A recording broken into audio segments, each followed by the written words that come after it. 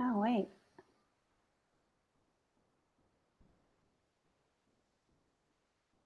Wait, let me just double check whether it is working.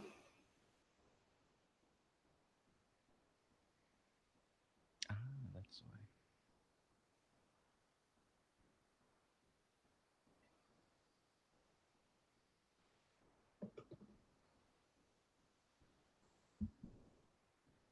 why. Okay, I think we are alive. Oh, okay. Hello. I don't know. Is anyone watching? Mhm. And I think there is some lag, Mm. so I don't think How? it's like 100% Okay. syncing, but How are you, by the way? Where are you now? I Are you am still still in in? Boston. You're still in Boston. I'm in Washington now, Washington State. I I'm taking like a consult work here. Okay. It's actually rural Washington State. I'm staying at a hospital now. Um, and then I consult with two different hospitals. Okay, got it. Yeah, and then and one I contract with like a house as a house supervisor. Uh-huh. Yeah, so that's what I've been doing, and I'm gonna be inviting the CNO as a guest Oh, as nice. well. And then yesterday I had a call with the director of Pathway to Excellence from ANCC. Okay, So I'm inviting them to be a guest as well. So I'm just kind of that's amazing. exploring, different because I do think, I mean, you're familiar with Pathway to Excellence. Again, I wanted to bring that because for my last podcast interview, that Lexi J, she talked about nurses belong in the boardroom. So it's really about making being part of a decision making. But what does that look like? Yeah. And the closest thing for like in the structure is shared governance, right? Shared Hmm.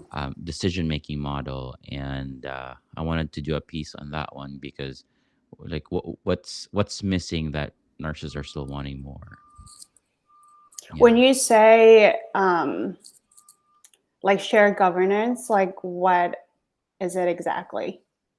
So shared governance and um, shared governance as far as like in a magnet hospital where you have like a structure on like what decisions they make.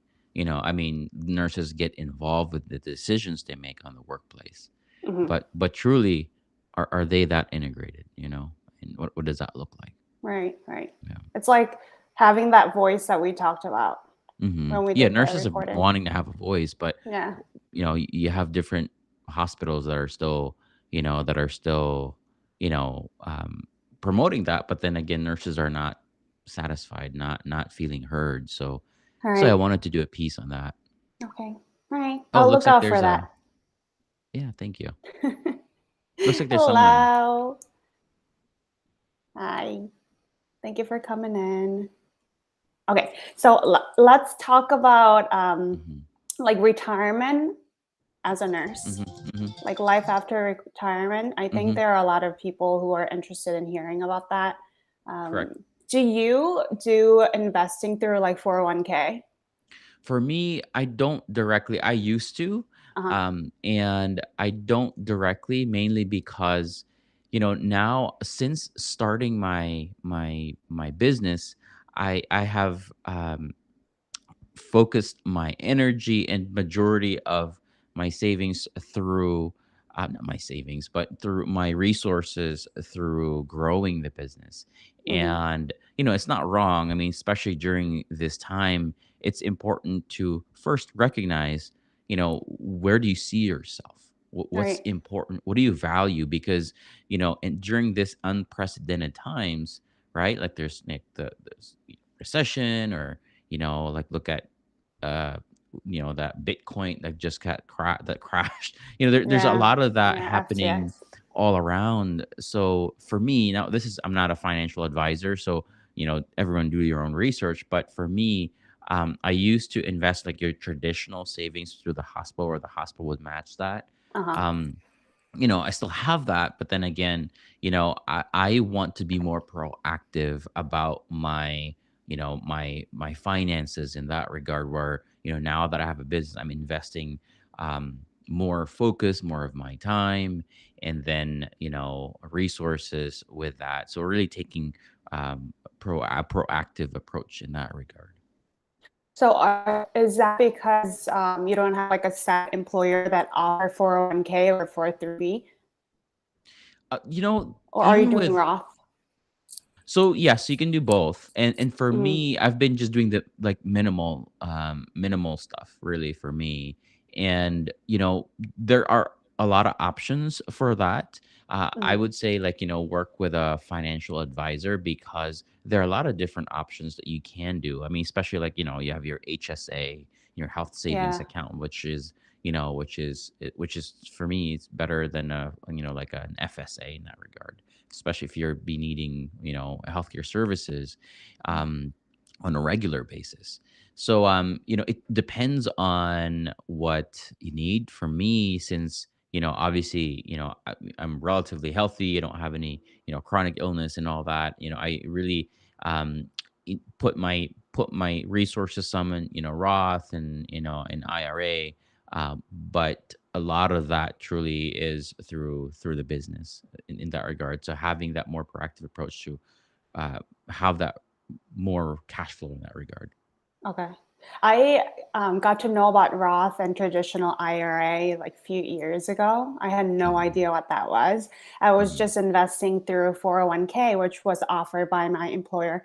Usually, like companies or Hmm. for-profit hospitals, they offer 401k.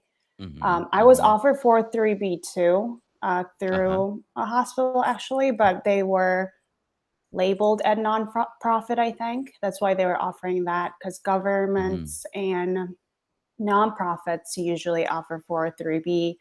Hmm. Um, but Roth is something that you as an individual can do. It you don't have to be offered for it by an employer. So Correct. I started doing that. So anyone can do it too. Hmm. I think there is a max salary that you need to qualify for if you earn too much. Like I think more than like 21, 210k. I Oh, think like yeah, that about you that earn a amount. year that you can, or you can put in, or. No, if you have salary that's like equivalent to about Mhm. 210k, you can't do a Roth because it's for like people um, who want to prepare for retirement when Mhm. you don't earn that much money. Got it. But there is other ways that you can do for high earning individual.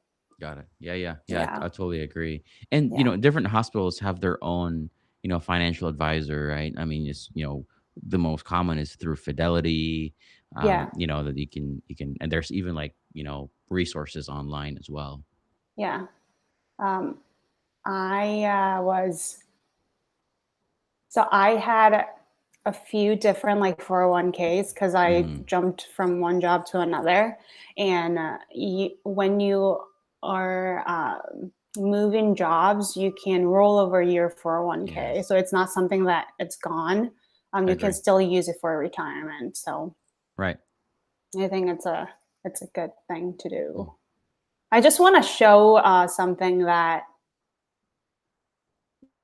401k can do. Okay. I'm going to share my screen. First of all, I'm gonna share my paycheck. Okay. All right. And it's gonna show like how much uh, I have taken out for my like health insurance and 401k, so people Hmm. can see what it looks like. Can you see this? Hmm. It's a third Okay. screen. Yeah. Okay. Hmm. Let's do. Yeah, let's do this. Hmm. Okay. Okay. So this is my pay stub. Um, I'm a travel nurse, so this is my weekly. And so you'll see like in a pie what my take home is, what my tax benefit retirement is. And then over here in retirement, you see Roth 401k and 401k. Do you do that through the travel agency? Yeah, I they match 6%, meaning that if I contribute 6% of my paycheck, they match actually 3%, like 50% of what I contribute. Mhm. That's nice. So Like, it's like the regular hospital. yeah, yeah, actually. I didn't know that they were offering the agencies. I heard that a lot of them don't. Hmm. So we're gonna go over the traditional and Roth, but I have Roth and just regular 401k. And then here are some taxes, but I'm not getting taxed that much right now because my hourly rate is only 26 an hour, which is Because not you much. you move, well, because you move most of it as a non-taxable, right? Yeah, Right. exactly. Yeah, which is the, advantage of being a traveler. Yeah. So for anyone considering traveling, what you get paid weekly for housing and food, those stipends, they matter a lot because they're not taxed. Hmm. Um, so other is what I have for stipend as a travel nurse.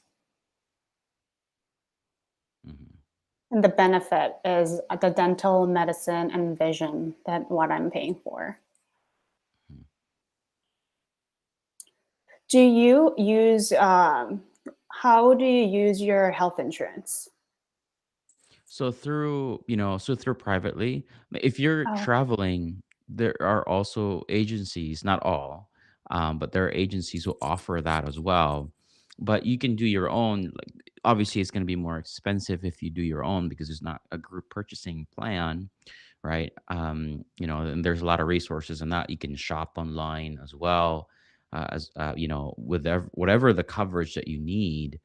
There's Mm, even like just for emergencies. One of the things that kind of like a common, not it's common, but I'd say in Texas where there's like a religious kind of group medical sharing program. I think that's the term. And a certain group of individuals. It's like like a group share in that regard, which is another option as well if you work for, let's say, a faith-based organization that has that. Or you can search for your own, which is a little bit more expensive. And obviously, Cobra is much more expensive, right? mm, For those who, like fall out of coverage in that regard. Others that I know, they actually opt to do like a cash pay. Even those who uh, have insurance. I would say in Texas, I know in some facilities who don't take Medicare, Medicaid, who only take commercial insurance, even those who are affluent, who have insurance, elect to pay by cash because you can negotiate in that regard. Um, mm. you can ask for the details of the services that you want. Say you go to the ER, right? And then you can ask for the details, and then you can challenge that. And what is the cash pay for that? So you can negotiate that. So that's one of the options that I see as well. But the most common traditional one is through the employer. When you say cash, does that mean like they Mm. don't have any insurance? Some have, some don't. Some Oh, have, but okay. elect to pay, not use their insurance, Oh, I see. because you'll be surprised with our healthcare where sometimes let's say getting a medication, the copay is more expensive than the actual medication itself, Yeah, yeah. which is crazy sometimes, right? So that's why others elect to pay cash, because you can challenge that. You can create a payment Mm. plan. You can challenge that. You can do your research and then negotiate with what is an appropriate markup for the organization delivering the care. I had no idea that you can negotiate like hospital bills. I Yeah, like read especially if you that pay and I was cash. like, yeah.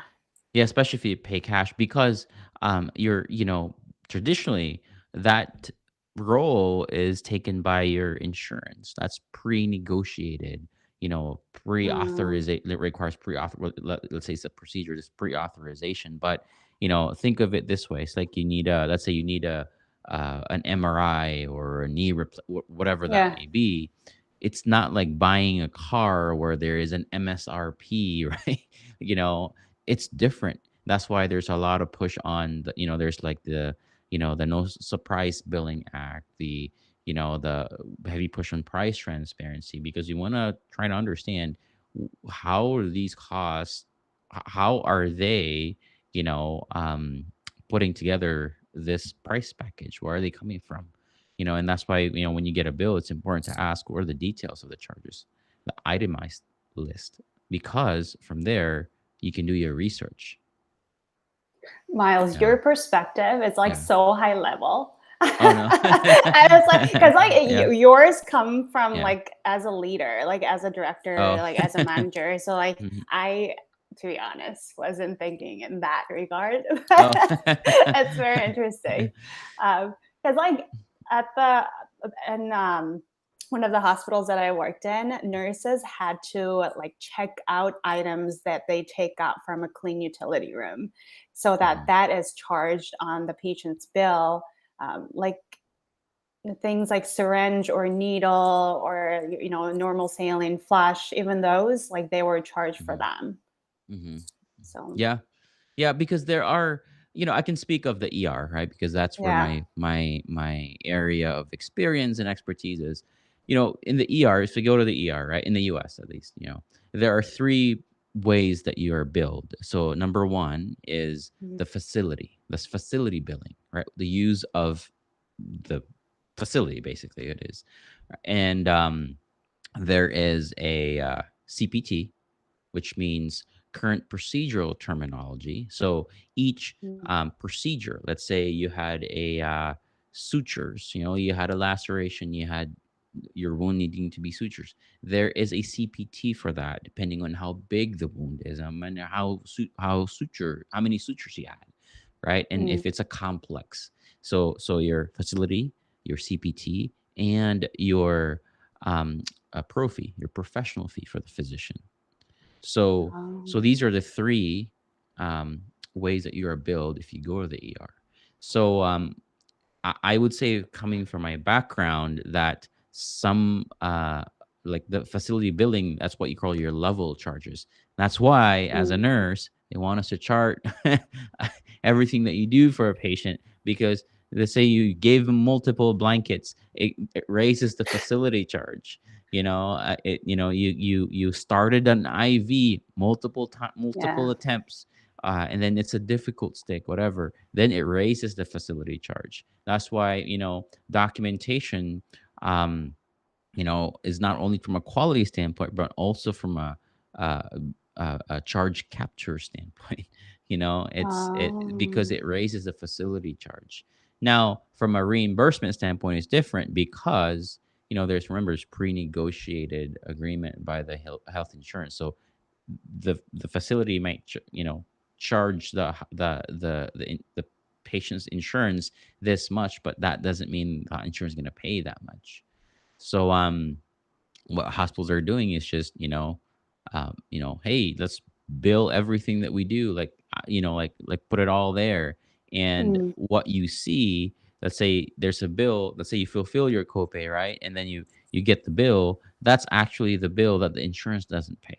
And that's why mm, most people recognize that they need to get details, and most of the time refute that bill, because some of it are hyperinflated. That's why yeah. everyone who seek care, who get a bill from a care they received, need to ask the detailed itemized list, because some of them are redundant. Coming from a person who have been reviewing, like the building, reviewing the prices. Like, for example, in my experience before, every year I would meet with a few finance folks to um, let's say for a CPT code whatsoever, right? Let's say Mm, you did a lumbar puncture. You know, part of that CPT code embedded in that is the average time a nurse assists a provider. yeah. And guess what? It's arbitrary. Right. It's not, yeah, it's arbitrary. It's a lot of it is like, oh, I think this is, they ask me like, I think is that, and then they would bump it up, you know. And then they would collate that to the average nurse salary. Let's say to keep an average an hour to assist a person with this, whatever that may be, and then the facility billing. So part of that too is, overlapping of fees. That's why it would behoove us to really ask for the details on that.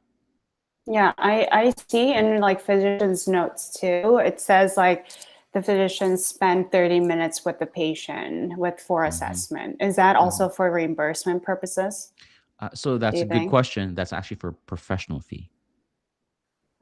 So Oh, interesting. so think of it. Let's say, for example, you have an ICU patient, right? Like you have a patient who deteriorated. The hospitalist comes in. Let me just preface that in the ER setting because that's where my area Yeah, yeah. is, right? Say a patient comes in, um, um, difficulty breathing, really having a hard time, nasal cannul's not working, you put a non-rebreather not working, breathing treatment not working. So you have to intubate that patient. So the ER physician proceeds to do, advanced airway, insert an advanced airway. So do a rapid sequence intubation. And then that patient becomes connected to the vent. So that time the ER doctor spends stabilizing that patient, Mm. that's what you call a critical care time. So Well, actually, that's separate. that's separate bill. That is a separate charge. So that's why when you see in the HNP critical care time 90 minutes, 1 hour, because that it's separate. That's a higher level of Interesting. charge. Yeah, there is actually Mm. an emergency medicine code, an EM code for that. Mm. Oh, wow. I Yeah, had so no clue. it's very interesting, and I learned this through my experience in, Mm. in the ER, and that's why when I when I receive a patient complaint, the first thing, if I find that there is a gap in care, I would recommend to remove the facility charge. Mm. And knowing from my background, I know that the patient already got overcharged anyway. Yeah, yeah. Well, you, I, when I first came to the United States, like there were so many like terminologies that like healthcare bill needs you to Mhm, know, like copay that you mentioned, like deductible, premium. Um, mhm. can we go over those? I think like it will benefit a lot of people. Yeah. Yeah, so think of it as that you have a pizza, right? Hmm. And you you need that in case of an emergency, right? And when you need it, you need to take a bite of, not bite, sorry, a slice of a pizza, right? But then again, you are paying monthly insurance on your monthly insurance on um, your healthcare, right? So but then again, let's say when you need it, you need pre-authorization. But in order to actually get that service, you need to pay your part, like your copay, whatever that may Right. be, right? So, similar to a car insurance, you have your, your deductible and all that. So that's your copay. So each deductible, in order for the insurance to cover, you need to fulfill that, and that's a traditional way. Let's say your deductible is 500, so you need to be able to spend at least 500 for the insurance to cover, Right. let's say 80% of what you spend, say your insurance. So but then again, the challenge is because it has to be pre-authorized, and then they will cover part of that as well. And that's why health insurance has been in a lot of, I guess, negative light now, because there is limiting amount of things that health insurance will be covering. And I don't know the details of it because there's multiple types of insurance. Mm. um, but now there's a lot of things that insurance don't cover now, you know a lot of things before that they would cover, like, for example, I just, heard someone complain yesterday about, her mammogram was not covered and used to be covered in the preventative diagnostic procedure. But then now that that there is more scrutiny on that one. So it's important to understand when you get insurance, know the details of, if you need to use their services, if you need to use your insurance, what is your copay? What is your deductible? What is your network? Because there are, let's say if you're HMO, right? uh, you have your own network. If you go out of network, it's going to be more expensive, and Right. then you might not be covered, or you might need to shoulder that. And it's not. There's nothing more frustrating than finding out later on, then you don't have any choice because you have an emergency. Right. You know, so it's important to know the details of your insurance. What's your deductible? What's your responsibility? What's your copay if I were to go see a ER doctor now, or go to the ER, or as opposed to seeing a clinic as well? Right. Is my care medical? Is that my cosmetic, or whatever that may be? So copay is the amount that you have to pay every time you see a doctor or go to pharmacy. Correct. Yeah, that's your So copay. right. Yeah.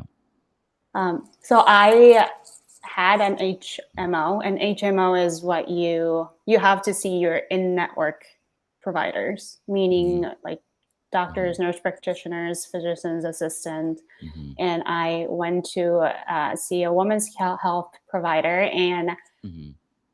um, I was done with the meeting. They told me that that person was out of network, so I had to pay out of pocket. And I was like, no, I like researched this, and I know this person is in my network, so I had to like repeat that because they said she was not in my network and she was. So what you said about like really researching who you see before you go to see that person is Mm-hmm. important, Mm-hmm. because Mm-hmm. that really makes a difference what you have to pay. Correct. Yeah. Also, whether you have to see whether you have HMO or PPO. Correct. Yeah. What's in network, what's out of network. Yeah. And I would say the primary thing too, look at the key things like the emergency care, right? Because those are things that, when you need it, you need it. Yeah. Like, you don't have Yeah. time to think about what's covered because you just need to get care. Right. It's important for that as well. Because like things that are non-emergent, you have time to research. Right. Right. Um, so premium is what you have to pay out of pocket every month, and deductible is what you have to fulfill before the insurance kicks in. Is that Mm-hmm. right? Mm-hmm. We mean, are you talking about copay or? Deductible. Okay, got it. Yeah, yeah. So yes, deductible is a total, really, on what you have to fulfill in order to be able to have insurance kick in and cover. Right. Right. Right. So if you have like 1,000, you have to pay 1,000 before Mm-hmm. the insurance kicks in. But there's also co-insurance, which is complicated. So if you are co-insured, let's say 28, 2080, you have to pay 20% of the Mm-hmm. medical bill, and the 80% is paid by the insurance company. Mm-hmm. Mm-hmm. Yeah. So there are like multiple terminologies that you really need to like get into. And there's also like HSA. You also mentioned FSA that you Yeah. can like put in and also invest. Yeah, and that's pre-tax dollars too, Yes. especially Yes. for Tax those that are. advantage. But you spend that with obviously healthcare related stuff, right? The difference is the FSA, it resets at the end of the Yeah. year. The It's HSA, gone. you accumulate that. Yeah. Right. I you just use it for dental services. Because I really don't go see a doctor or go see emergency care Mm-hmm. services. So you can also use it for like dental. Not, it doesn't have to be like medical. Mm-hmm. Yeah. And let's talk about IRA. Oh gosh, I'm not an expert on that. Yeah. um, So there is two different kinds of IRA, traditional and Roth. So I when I first started a few years ago, I did just like half half, like half traditional, half Roth because I didn't really know the difference. Um, but traditional, both are tax advantage. So as an individual, you can contribute a certain amount that you determine what you earn into Roth and traditional IRA. But traditional IRA, you are taxed right now. And whatever grow in your account in traditional IRA, it is tax free when you take it out when you are 59 and a half years. That's the number, that's the year that United States determine as when you're going to retire. Mm-hmm. I mean, like you don't have to retire at that age, but like legally, you know, IRA standpoint.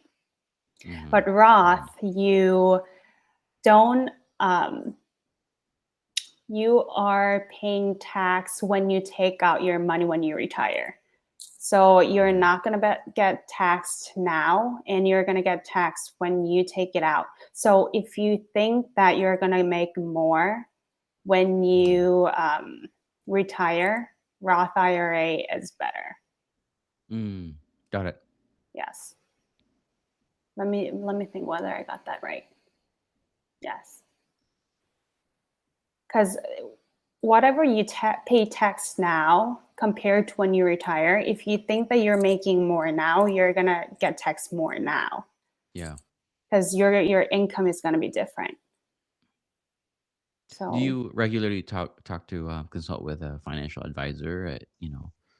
right now I have one, but I was doing this like by myself, even like last year. Mhm. I actually like learned this first through my uncle. He recommended that like you should invest in IRA.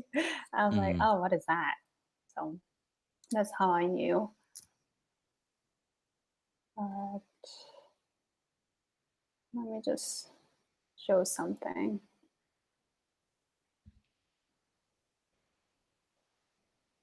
And in my paycheck, you saw like Roth 401k and 401k. It's the same concept. Mm. So Roth 401k, you get taxed now, and whatever grows um, is not taxed when you take it out. Got it. So I'm just doing both because I'm really not sure what my situation will be when I retire. So Are you thinking of retiring here or back in Korea? I think eventually I want to move back, like when I get like older. Um, but I'm not sure. It also like depends on like my family situation and what Mhm. my lifestyle will be, what I'll be doing back at that time. So, how about you?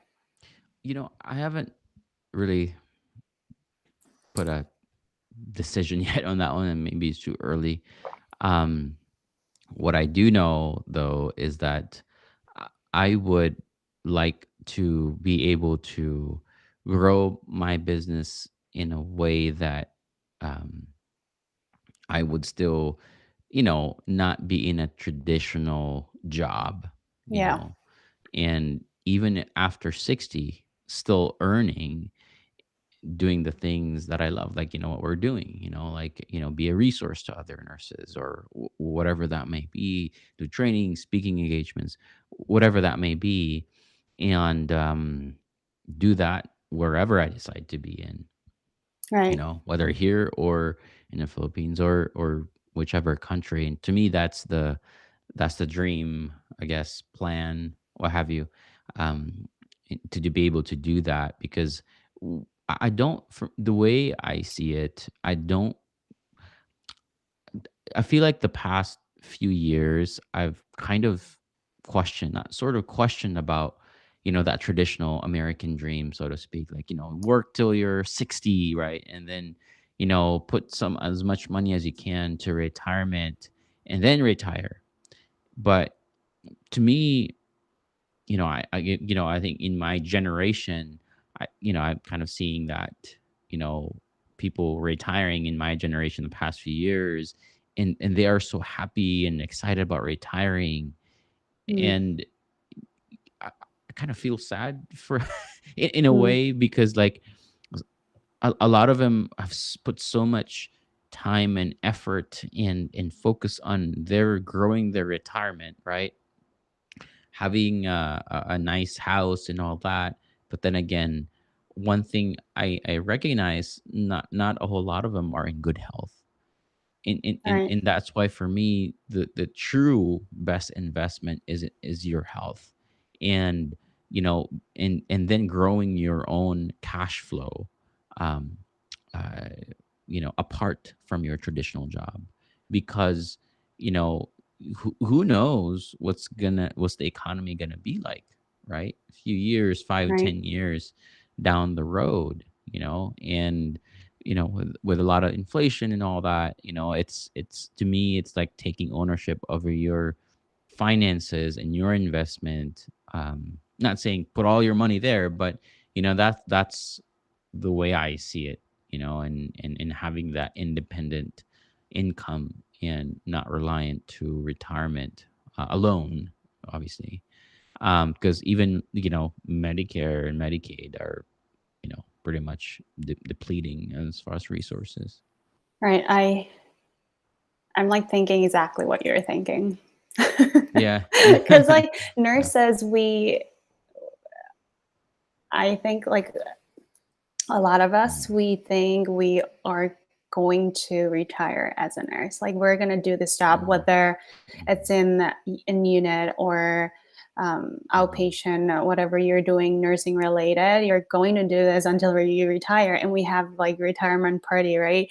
But I, as you said about health, like we are going to deteriorate, like biologically or like health wise. So even though you have that much money or you have all your time to spend with your family, if you're not well, it's not going to matter that much, or you are not going to enjoy it fully, I feel.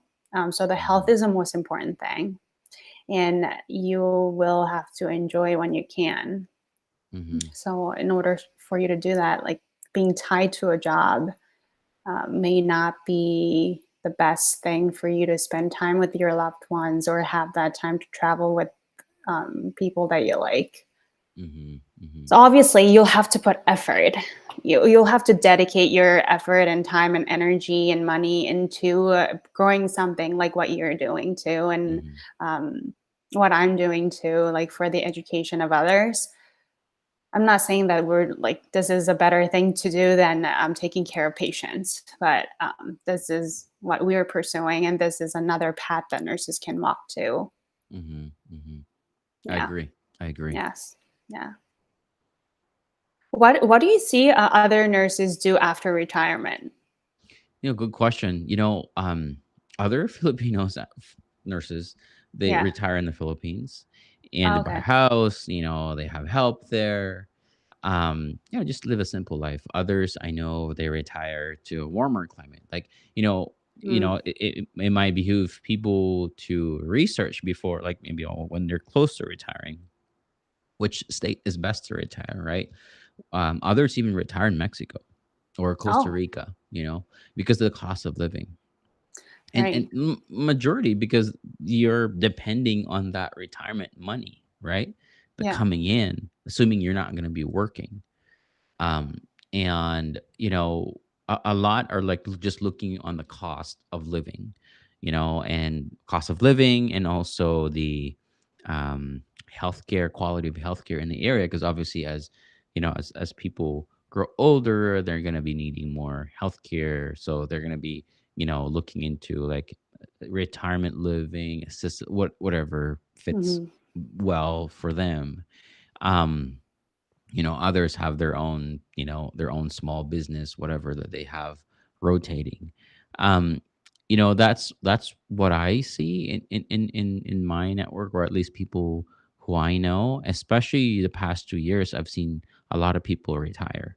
I've seen Right. a lot of people, or even take early retirement, and now I lost touch with them and how they're doing. But to me, it's good to see that in my lifespan, I guess, at this time, because it really gives me a good opportunity to reflect on when I get to that point, what would be fulfilling for me? What would be, something that I see myself doing, whether Mhm. I stay here or I go to a different country, whatever that may be. Because for now, not for now, now I really don't see myself being in a traditional job, you know, uh, Same. 5, 10 years down the road. I really want to take ownership over my career and truly do the things that I love, like what we're doing. A lot of times, you know, it's we're so stuck with a traditional, you know, fulfill your 3 days at work or 40 days a week, and then, I see even in my network. So now I'm in Washington State, Yeah. Eastern, like rural area in Washington State, and it's amazing how people still recognize me because I used to manage the ER Oh, wow. in a few cities going west, Uh. and they recognize me. Some even message me on Facebook like, "Hey, I heard you're coming here," and like, "How did you know?" I announced it, and then people, like yesterday, one of the ER directors in the local hospital called me and like, "Hey, like I knew I recognized that, Facebook and all that," and Uh. um it's just interesting how small world it is from my healthcare standpoint, Mhm. and even now, a lot of nurse leaders in the higher positions now are asking me to to consider taking a full-time job given Mm.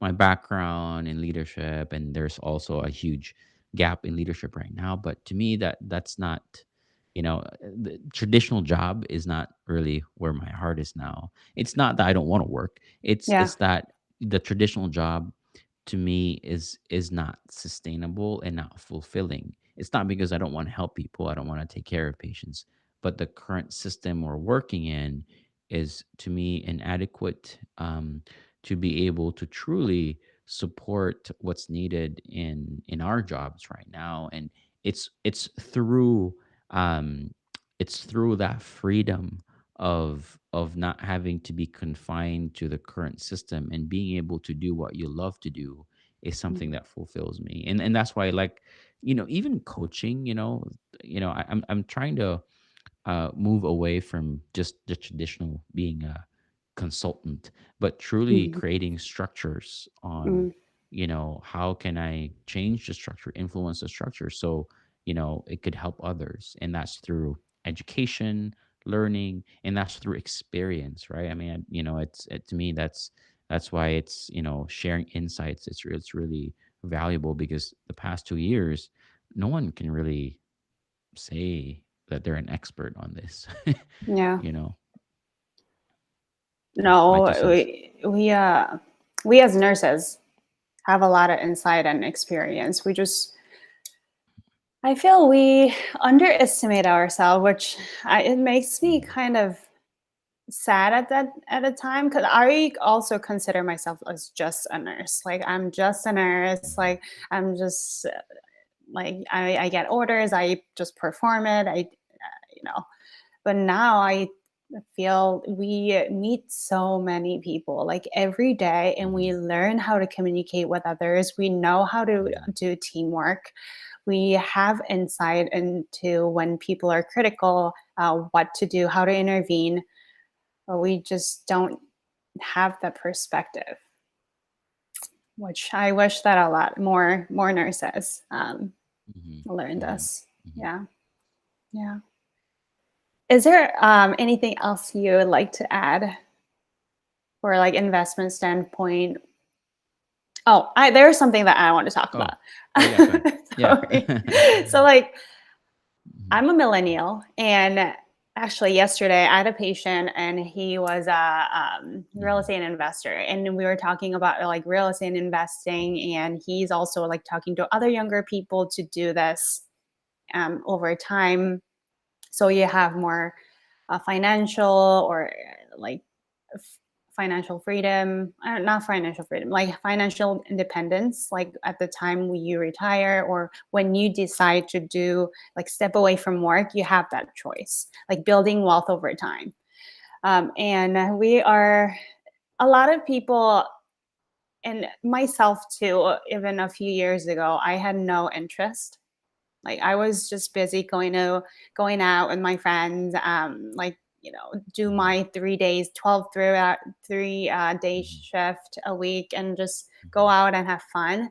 But it's important to think about your life after like Mhm. 10, 20 years, like what we Mhm. have been talking about. So Mhm. I just wanted to like just plant that seed into people's head. Mhm. Yeah, it might not be the most enjoyable thing, or you might not want to think about it. Like that's okay, but Mhm. even Yeah. knowing that that's something to consider. Yeah, I totally agree with you.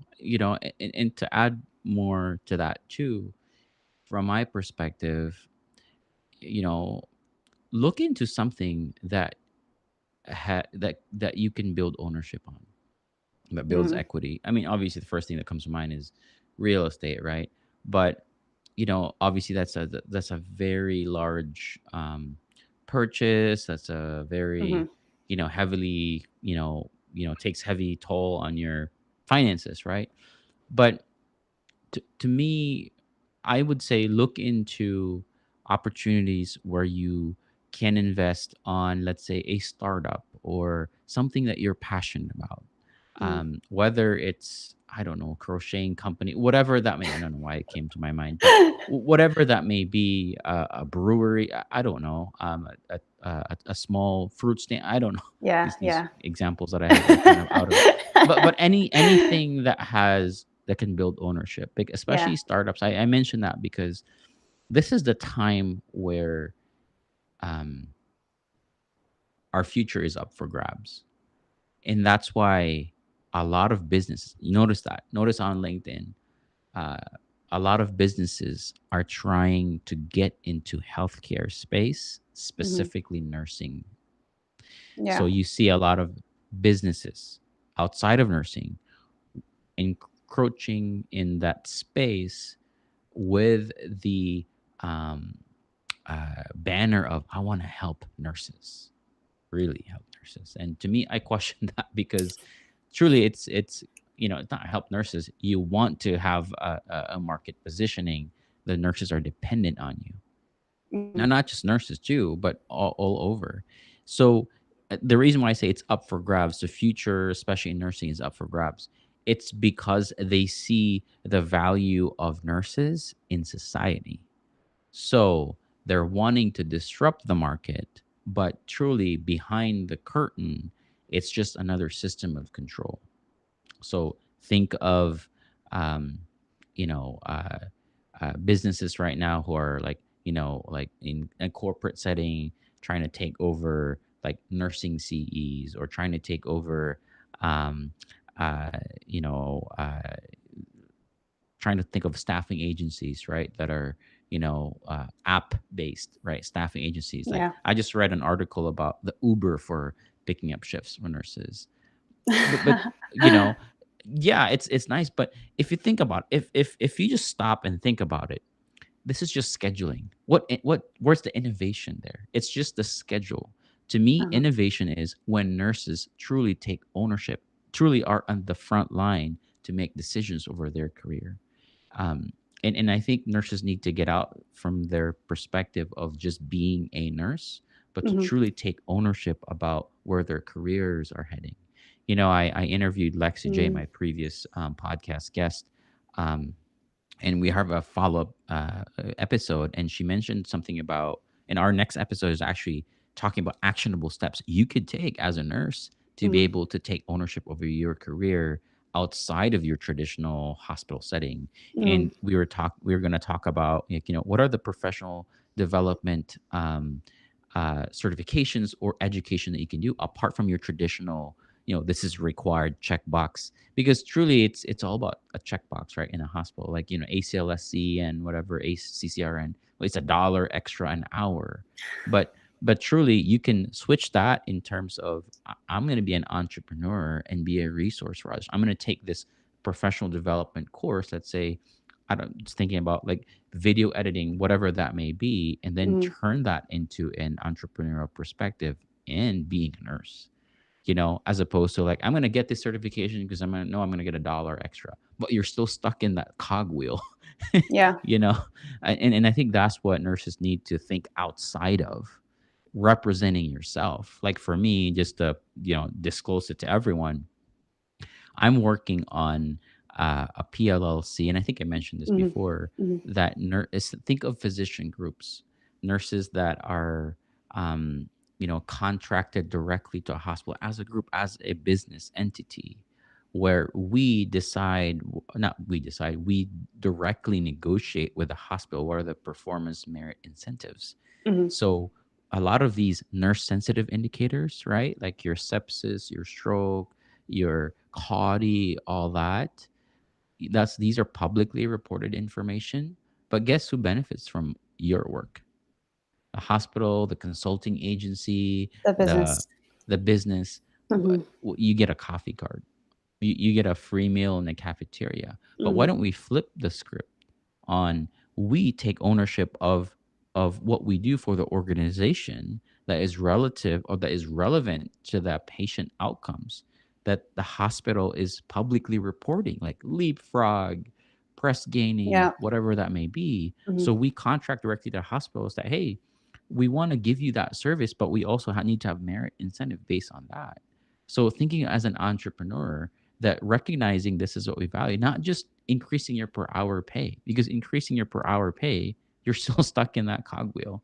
So Right. these are the things that I'm looking into right now, and how can I help nurses get out from that traditional box and Right. truly take ownership over their career. Anyhow, sorry for my Yeah. soapbox right there. No, breaking that limiting belief. I think that that is the hardest Yeah. part to do Mm, for anybody, not only the mm, nurses, but if we're mm, as human beings, we in order to change, we need to break it, and that is the hardest part. But when you do, it gets easier from there. mhm. And like increasing your earning potential, not just your hourly rate. Yes. Very, very important. And education is a best thing. Or even like reading books. Like there are a lot of free stuff where you can go to, public library and read books. Um, so great. Where can we meet you, Myles, online? Oh yeah. So um y'all can find me on LinkedIn. Hmm. It's Miles Perilla, MylesParilla. And also my website is milesparillaconsulting.com. And I also host a podcast called The Insightful Nurse Leader as well. Great. Thank you so much, Myles. I had a lot of fun today. Thank you. Thanks for having me. Thanks. Thank Hmm. you.